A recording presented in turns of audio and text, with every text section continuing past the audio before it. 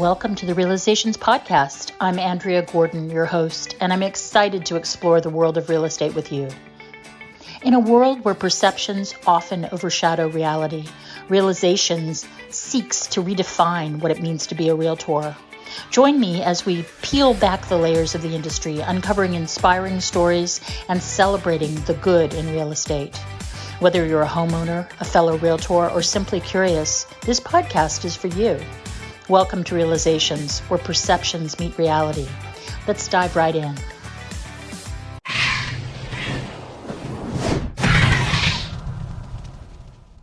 Hello, I am here today with my wonderful guest, Carolyn Pistone, and we have a long, wonderful, amazing history, both through our original aerobics dance classes at Rhythm and Motion, and through theater and through film.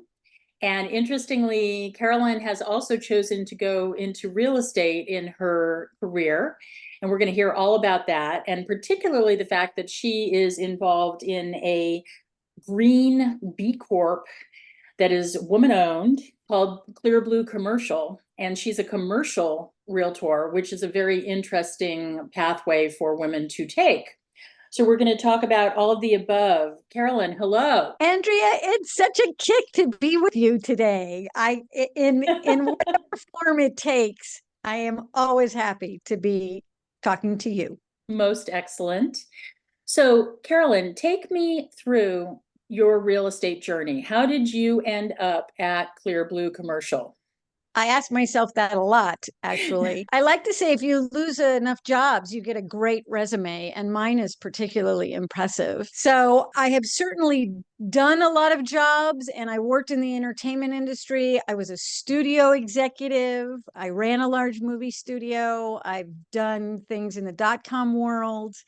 And I was involved in a company. I was a vice president at a company that went the way of Enron and WorldCom.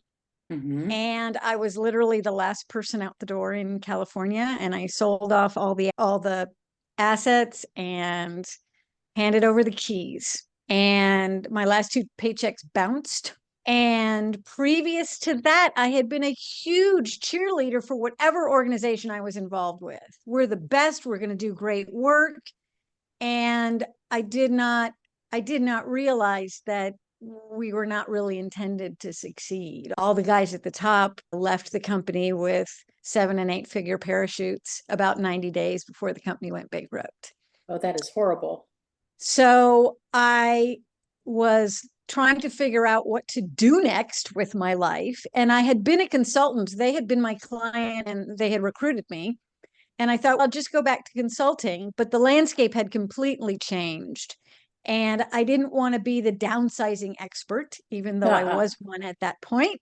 And my mother said, why don't you go back to school and get your teaching credentials so that you've got something to fall back on? And I thought, that's really not for me. I would rather shove glass into my eyes than spend every day in a room full of 7-year-olds.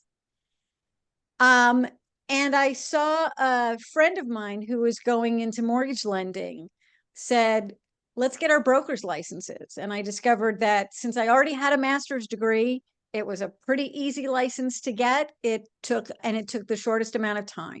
And when I went back to consulting, I thought, this will just be another tool in my toolbox.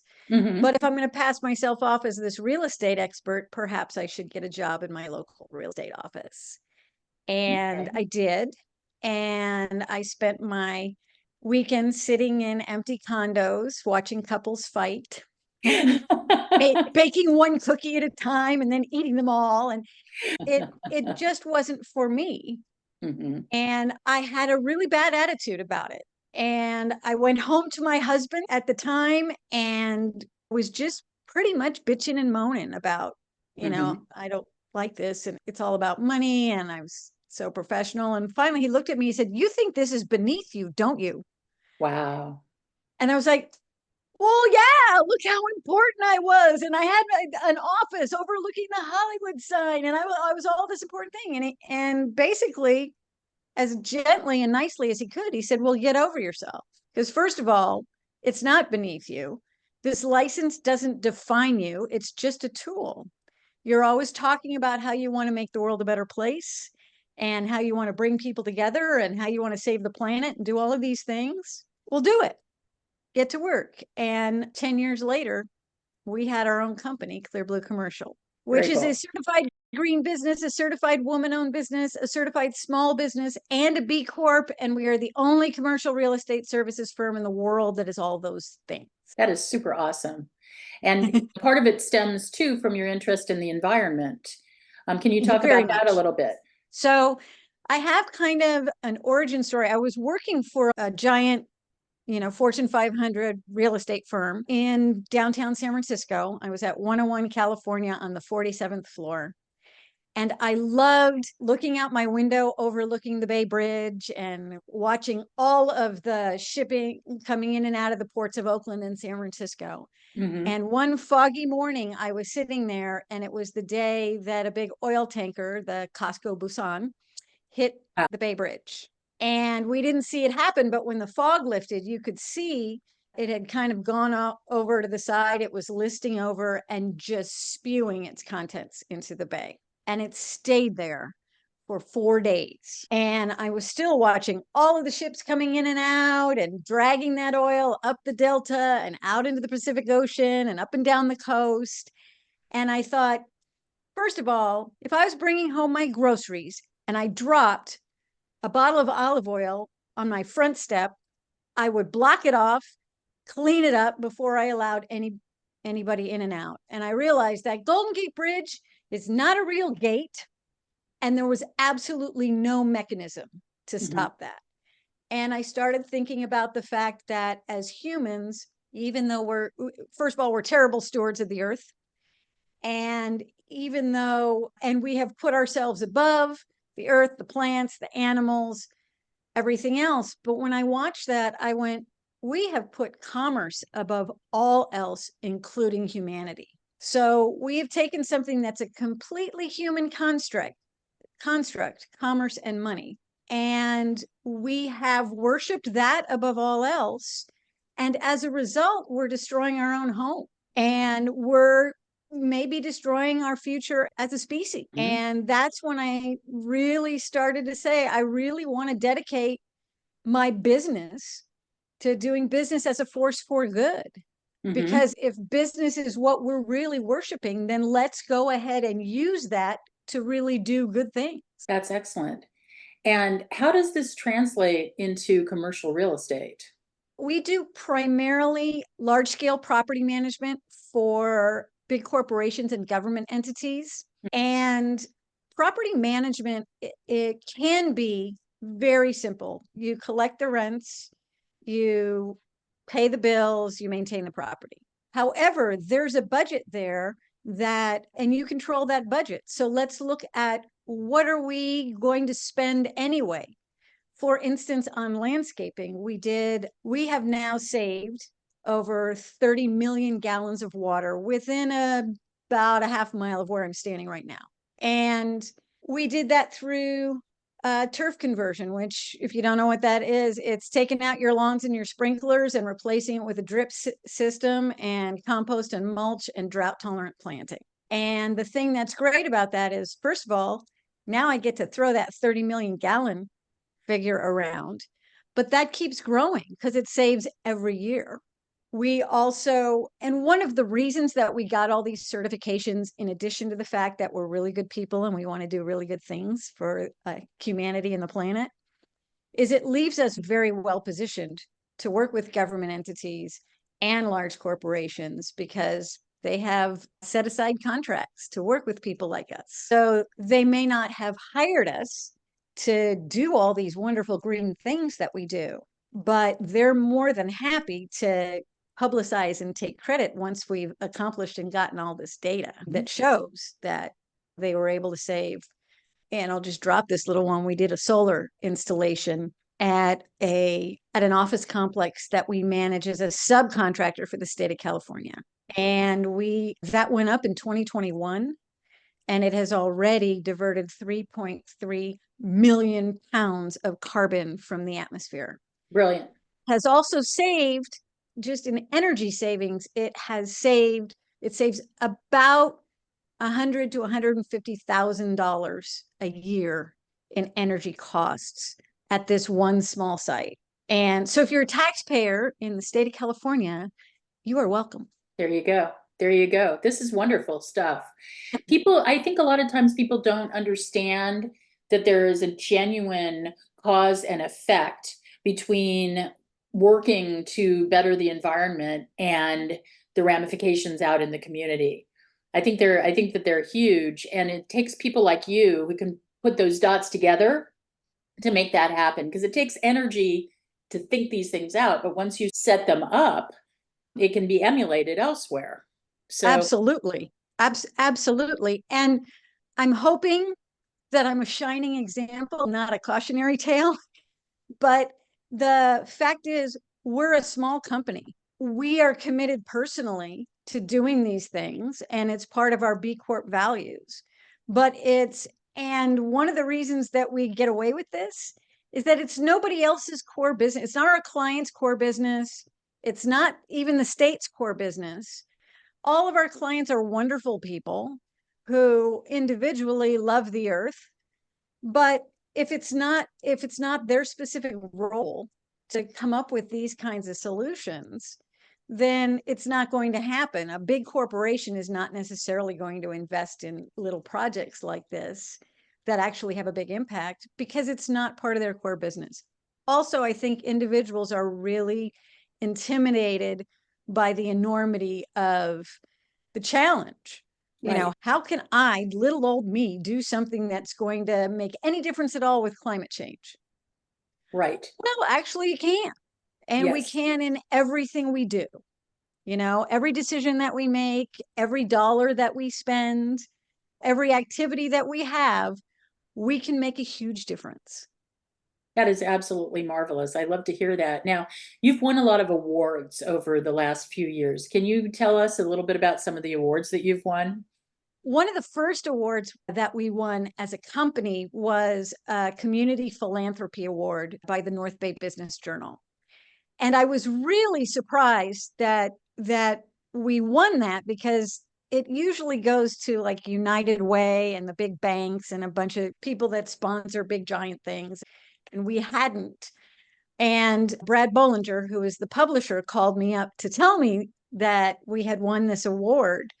And he said, the reason we gave you this award, Carolyn, is of all of the companies that we looked at in the entire North Bay region, your company gave a higher percentage of donation, pro bono time, and employee match than any other company in the North Bay. And we had to acknowledge that. And I was so proud. And I went running in to tell my husband that we had done this. And he said, "What?" He was going to put a stop to all that goodness. But and these types of things are so much more important to me than money. And Mhm. so we've won a lot of impact awards and women's business awards. And I was what is this one? Enterprising Woman of the Year by Enterprising Women magazine in 20. There's a number of these awards, which we like to celebrate only because it helps get our message out, which is, I love that. I love that you've won all these awards. And I think it's really important for my viewers to see that you can be a person out there in the world doing good. You can also succeed by the metrics that most people measure themselves by in terms of awards and things like that, by continuing to do good. Now, talk to me a little bit about your B Corp, because I think a lot of people that are going to watch this don't know anything about B Corps.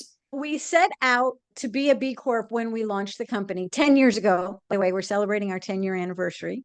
And basically what B Corp is, it's a designation, and they look at us with a microscope. It's a pretty tough designation to get, but you have to adhere to a higher set of environmental and social benefit than just return to your shareholders. Hmm? And they really they look at our supply chain. They look at where we buy our toilet paper and how those things are sourced. They look at who all of our vendors are. Are we using local vendors, and how is that money going? They look at how we treat our employees, which is very, very important to us, even though we're a company of fewer than 10 people, but we do provide an IRA, we provide benefits, we and endless swag. They're getting tired of all the swag I find because I'm so in love with my own name and logo. And you have to recertify that every year. And people think they don't know what a B Corp is until they know Ben and Jerry's is a B Corp. Patagonia is a B Corp. There are a couple of banks that are B Corp, more and more now, but the two that are local are New Resource Bank in San Francisco and Beneficial State Bank, which is also North Bay based, but it's statewide. And they also, when we're doing the certification, and we have to recertify every 3 years, they look at all of those things and they track our data. A lot easier to become a B Corp early on in your birth as a company, only because there's a lot less data. And the further along you get, the more data you have to look at and the more different things they look at. Are there benefits to being a B Corp besides being able to tell people out in the world that you're environmentally concerned and that you're working with local resources, et cetera? I would say the best thing about there's not as many benefits as there will be because it's growing. When we first got certified, we got certified in 2015 as a B Corp. And at that time, we were B Corp number 1900 in the world. There are now upwards of 8,000 B Corps globally. And one of the sort of unexpected things that has been very beneficial to us is the community. Networking. And there's a social media platform called the Beehive where we're all talking to each other and saying, hey, this new thing was just discovered, or we're doing this new policy in our company. Does anybody have any, has anybody else done this? How are we acknowledging gender bias and discrimination? And one of the hardest things, most challenging things is how entrenched the old ways are. For instance, when we went to start banking, finding a bank that is not funding the Dakota Access Pipeline, is not a funder of any major arms deals, those kinds of things, is not a big proponent of fossil fuels, or finding a credit card, because there's only 4 companies that manage all of the credit cards in this country, and they're all invested in bad stuff, the most extractive parts of our economy. Got it. Wow. Well, that is really interesting to me. And it's interesting to me. I wanted to have you on first, because I think you're an extraordinary human being. And second, because you are a woman who is successful in commercial real estate. When I first got into real estate, I didn't even think about going into commercial real estate because I looked and it was all an old boys club. And how do you succeed as a woman in that old boys club? How do you succeed as a woman in society anyway? One of the reasons that I got into commercial is because I'm all about impact, and I saw that the impact was going to be so much greater in commercial real estate, that how much our commercial buildings impact the environment and impact the communities that they're in. So that was very exciting to me. The Old Boys Network is a challenge, but it's also as more things come out, we've become a very good resource. One of my feelings about impact is you don't make as much impact preaching to the choir. Correct. Like, I could do business with only other B Corps or only people who have green buildings or that kind of thing. But where's the impact in that? Right. Whereas I can have a serious impact in my community and in my state, because we're statewide now, by working in this area. And yeah, there are times when I have to bite a hole in my tongue in order to get my work done. Yeah. But it's really about picking your battles. I've told this story before, and it's not so much about the impact, but it's about being a woman. I have a that has a great eco-friendly product Mm-hmm. and needs a lot of space. And I did business with him for many years, and he was very loyal to me, and we made a lot of money together. And he was loyal to me in the face of a lot of male counterparts that really wanted his business. And I really appreciated that about him. The only issue was he insisted on kissing me hello and goodbye on the lips. And the first time it happened, I didn't say anything about it. I just went with Right. it. And then it kept happening. And then it had happened far too long for me to then say, oh, don't do this. I knew he knew it was wrong because he never did it when my husband was around. Ooh, So he was only doing it because he knew he could get away with it. right. And I could have said, please don't do that. It's inappropriate. It makes me uncomfortable. And I'm sure he would have said, oh, I'm so sorry. I meant no offense. But that would have made him so uncomfortable and embarrassed that he would have never done business with me again. Right. So I just sucked it up. So I'm complicit. I am complicit in my own sexual harassment. Yeah. And there's all kinds of stories. All women have stories like this in business where you just pick your battles and live to fight another day. And sometimes I'm exhausted. And how many men do I have to freaking educate? Trust me, I'm well aware. I Oh my know you goodness. are. So, one of the other reasons I had you on this show is because you've written a wonderful book. And I wanted to talk with you a little bit about your book, Open Oh, for Joy. Tell me a little bit about the book, how you decided to write it, the series that it's a part of, and let my listeners know where they can buy that book. it's called Open for Joy. You can get it on Amazon. It's available right now in Kindle and in paperback, and it's super cheap for the rest of the summer. And it'll be coming out in audiobook in the fall too, for those of you who like to listen when you're doing other things. Originally, I had started to write two books. Originally, I was writing no book, but I was getting a lot of pressure from a lot of different directions from people telling me you should write a book. And I was going to write a personal book about overcoming adversity and being a woman in the world and overcoming trauma and, kind of what that means. And then I was going to write another book about using business as a force for good and how that can be done. And you don't have to be a nonprofit to do it. You can be a 7-figure business and still be doing good. So I had these two little notebooks that I carried around everywhere with me, and I would jot stuff down as I would think of it.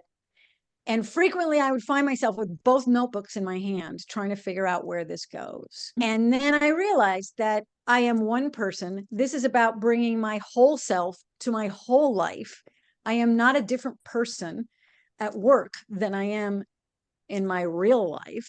And this was really about how what I've learned and how I feel I could be in the world, and how these experiences have led me to show other people how they can be in the world. So, and it's very personal. I just released the book on May the 14th. And I didn't realize when you're writing a book or even two books, you don't really think, or I didn't really think about people reading it. I was just thinking about the process of writing and, how I wanted to do that. And it's not until you put it out in the world that you're like, oh my God, strangers are going to read this. Yeah. And they're going to learn about something my dad said to me when I was 7. And, and they're going to learn about what a bad mother I was and all these other things. But what I have found so far with the people that have read it is it has sparked, particularly with women, it has sparked some recognition, because everybody that I've talked to about it that has read it has come to me and said, oh, I so got what you were talking about. And this is what happened to me. And nobody ever talks about it. And nobody ever really looks at it. But there are some things that are universal experiences that are happening to all of us. And we all have a different take on it. So it's really nice to be able to start to spark conversations and recognition, and the fact that, we can collaborate and make the world a better place, which is all I really want to do. So if you had to succinctly tell me what Open for Joy, the central thesis of the book is, what would it be? The subtitle is A Journey of Healing and Business Success. And it's about bringing your whole self to your whole life. I used to do workshops, and I still do, with companies and departments and service organizations, etc. And I would start by doing a values exercise where I have this sheet of paper of all the values I could think of that I could fit on one page. It's about 100. And I would pass it out and I would tell everybody, okay, you have 90 seconds. I want you to circle your top 5. Okay. And everybody would freak out. They would be like, do we have to put our names on this? And and I'm like, look, this is not going on your permanent record. This is just something we're doing together. And feel free, if there's something on here that's really important to you, write it in.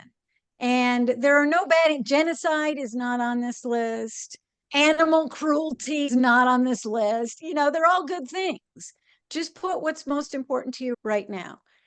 And every time I get the question, do you mean our values at work or our values in our real life? Oh my goodness. And I just got goosebumps right now, even saying it, because your values are your values. And if you feel that your values are different at work than they are in your real life, then you might be working in the wrong place. Exactly.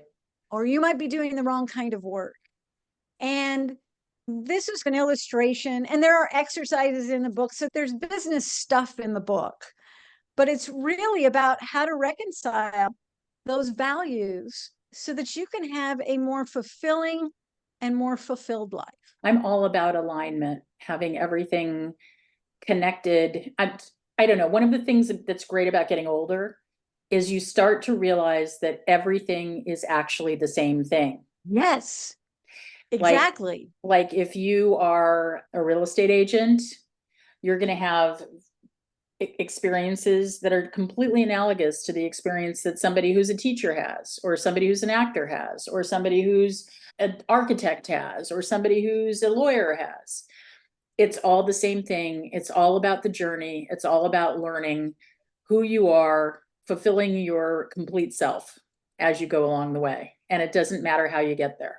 The other thing that's very nice, especially with friends like you and reaching a certain level of maturity, is that you have a chance to bear witness to each other's experience. And that was a big part of what made me write this book. It was really about bearing witness to what this life means and what I'm seeing out there. And I had never done any travel. I never went anywhere until I was in my 50s. And the first trip that we did, it was a business trip, but I went to another country. And after that experience, I thought, I have wasted my life not traveling. I want to go everywhere and meet everybody and see everything. And the thing that has struck me because I've done some more travel since then, is not how different everything is, where we connect and how much the same we are. Exactly. And that's part of what drove me to write this book as well. That almost brought tears to my eyes. I love that. Well, I want to thank you so much for being here with me today. Talk about bearing witness. We have how long have we known each other? Is it like 40 years at this point? It's 40 years. Yeah. Which is amazing because I'm only 29. I know. And we look fabulous, don't we though? In any case, I appreciate you so much. You're one of my goddesses, and it meant so much to me to have you on this show today. Thank you so much. Please go buy Carolyn's book. It's Open for Joy. And if you have any commercial needs, you know where to go. Clear Blue. We are a full service commercial real estate company. So whatever you need, we can help you. And she means it, and she's absolutely right. All right, my dear, thank you so very much for this. I totally appreciate you. Oh, back at you. Keep doing your wonderful work, and thank you for all you do. Thank you.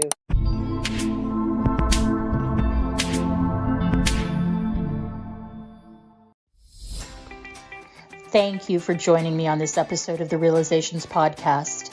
I hope our conversation has shed light on the true essence of real estate and the people behind it. As we wrap up, I want to extend my gratitude to our listeners for their support and engagement. Your feedback drives the heart of this podcast, and I look forward to continuing this journey with you.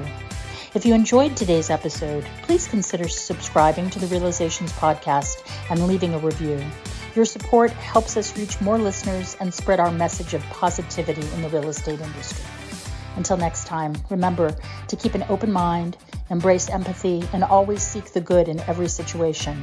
I'm Andrea Gordon, signing off from Realizations. See you next time.